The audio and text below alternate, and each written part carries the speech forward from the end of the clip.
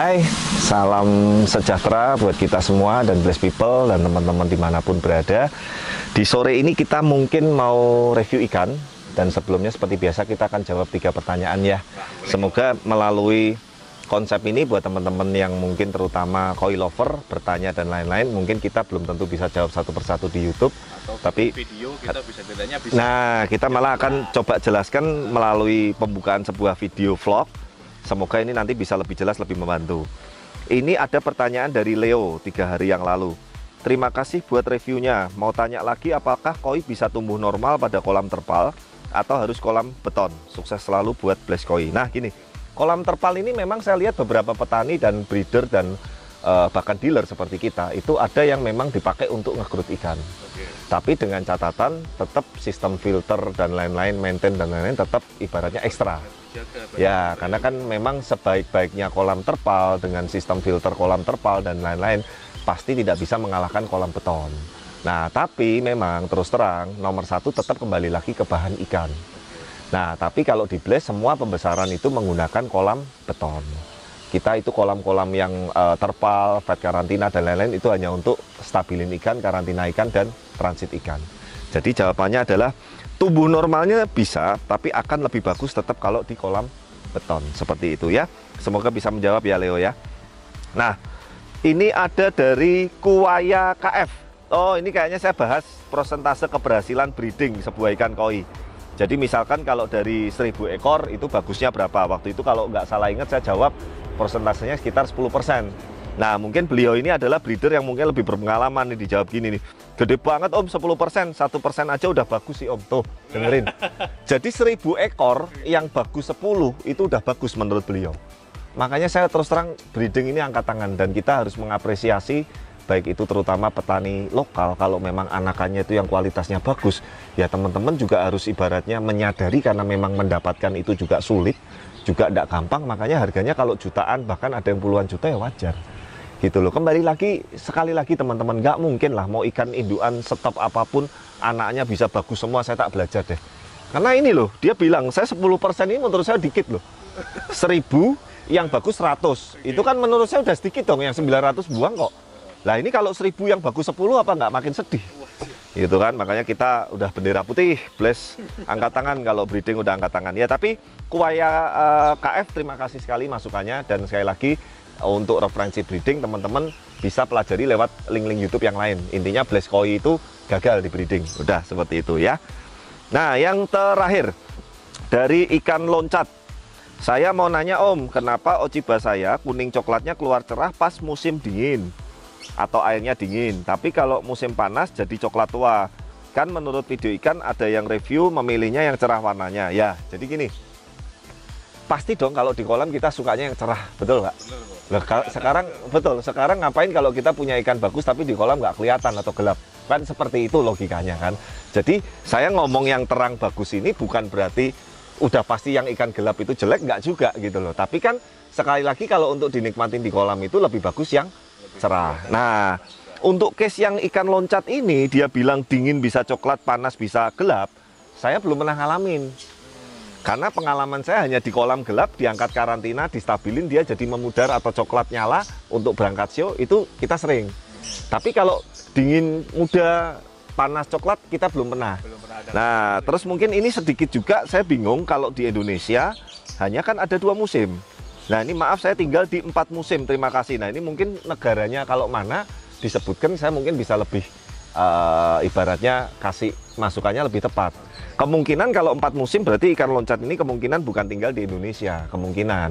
Ya kan Indonesia kan cuma punya 2 musim. Musim panas sama ya, nah kalau dihitung sama musim durian, musim mangga, musim salak ya banyak musimnya. Iya, kita kan yang bicara musim cuaca di Indonesia ini hanya panas dan hujan seperti itu. Kalau di luar negeri 4 musim benar. Ada panas, ada hujan, ada salju, ada apa musim semi segala macam. Nah, itu intinya kembali lagi kalau ikan loncat mungkin karakter ikannya ini dan berarti yang terang itu harus yang bagus nggak juga, tapi untuk di kolam pasti lebih enak yang terang seperti itu. Dan case dingin jadi terang, panas jadi coklat, kita belum pernah ngalamin. Jadi makanya kalau kita belum pernah ngalamin, kita nggak berani kasih advice atau masukan. Tapi intinya overall semoga tadi yang saya sudah jelaskan bisa menjawab. Dan setelah ini kita langsung lanjut. Apa ikan yang kita review? Yang pasti 2 ekor ini, waduh gila banget, top banget. Yuk kita lanjut ke sana ya. Oke, nah ini ikannya ya. Ini si kembar tapi serupa tapi tak sama nih. Ya. Nah, teman-teman sekali lagi masalah penyebutan ikan variety atau jenis ini memang setiap orang, setiap farm kadang memiliki nama yang berbeda-beda gitu. Nah, sekali lagi kalau buat saya masalah nama, penyebutan, jenis dan lain-lain itu buat saya nggak terlalu penting. Karena buat saya paling prinsip adalah saya mau pelihara ikan koi. Jadi yang paling penting itu kualitas ikan koi itu sendiri. Mau nanti yang nyebutin ikan ini ikan kutuk, ikan lele pun buat saya nggak masalah gitu loh. Karena yang paling penting sekali lagi kualitasnya. Jadi masalah penyebutan nama dan lain-lain jangan diambil pusing lah, intinya seperti itu. Nah, ini adalah ikan keluaran dari farm Jepang, Dainichi. Dan memang Dainichi ini biasanya untuk penyebutan ikan-ikan jenis seperti ini biasanya awalan depannya ini dikasih botan. Ya, botan. Nah, kebetulan 2 jenis ini adalah botan Black Diamond atau kalau bahasa Indonesianya itu berlian hitam. Nah, ini kamu bisa lihat bling-blingnya ini sadis sekali 2 ikan ini. Dan 2 ikan ini keduanya show quality. Nah, kenapa ikan ini agak kurus? Karena ini barusan melalui proses karantina puasa dan ini ikan baru, belum kita keep sama sekali. Jadi ini habis puasa hampir 10 hari dan keduanya ini jantan. Nah, kita bahas pertama dulu yang agak gede ya. Yang mana ini? Ini yang kepalanya ada petirnya hitam nih. Tuh, edan ya. Nah, kalau kita cari jenis Ginrin B, kalau di show ini masuknya Ginrin B, jelas nomor 1 kita cari kualitas Ginrinnya dulu nih. Tuh, lihat tuh. Edan ini strong sekali. Strong, super strong. Bahkan kalau yang suka show, kalau sampai ikan ini di show nggak dapat juara, saya berani garansi nggak usah dibayar lah. Tuh, ini keren banget nih, keren banget nih, edan nih. Ini saya akui yang satu ini ginrinnya istimewa pakai telur. Ya, samping full sampai bawah. Tuh. Tuh, dan kalau yang punya kolam ada set view-nya atau set kacanya, ini ikan-ikan seperti ini sangat keren sekali, unik sekali. Nah, ini botan Black Diamond Dainichi Farm ukuran 45 BU jantan keduanya. Nah, yang pertama ini punya keunikan dia ginringnya dan warna hitam-hitam ke abu-abuan silvernya ini dia lebih strong. Ya kayak 3D sampai tuh, lihat tuh kayak 3 dimensi ya. Tuh, punuknya juga udah mulai muncul. Ya, nah ini yang kelebihan yang pertama dan dia kedua uniknya kepalanya ini seperti kayak pakai topeng nih, tuh. Ya, ya kan? Keren ya. Nah, ini asik sekali. Nah, sekarang kita bahas yang kedua. Nah, yang kedua ini memang secara ginrin ini kalah dengan yang pertama. Meskipun ini sebetulnya strong banget juga tuh, lihat tuh. Tuh. Tuh ya, gila ya. Nanti foto video jelasnya tetap kita tampilin. Tapi ikan ini punya keistimewaan, corak patternnya ini lebih apa ya, lebih eye catching lah istilahnya. Karena kan putihnya ini bisa kebuka di depan, di tengah, di samping, di belakang. Terus kemudian yang sampingnya ini baru yang mulai hitam lagi. Tuh, samping kirinya juga baru mulai hitam titik-titik lagi kayak jagung bakar. Tuh. Ya. Ya, dan skin quality sirojinya lebih putih. Tuh. Ya kan, lebih putihnya lebih putih salju, lebih bersinar. Gitu. Ini ukuran 45 BU jantan juga, dua-duanya import dari farm Dainichi, masuk aki Nisai atau tahun Nisai kedua, Nisai muda. Dan ini masih available, dan yang tertarik jangan lupa langsung kontak list distribusi. Dan hanya ada 2 ini, the bestnya. Nah, ini mau ada stok lagi agak susah ini. Susah, karena terus terang ya, kemarin waktu saya ngambil 2 ikan ini sebetulnya ada sekitar 8-9 ekor, 2 terbaik yang saya pilih. Nah, teman-teman bisa lihat sendiri seperti apa pilihan saya.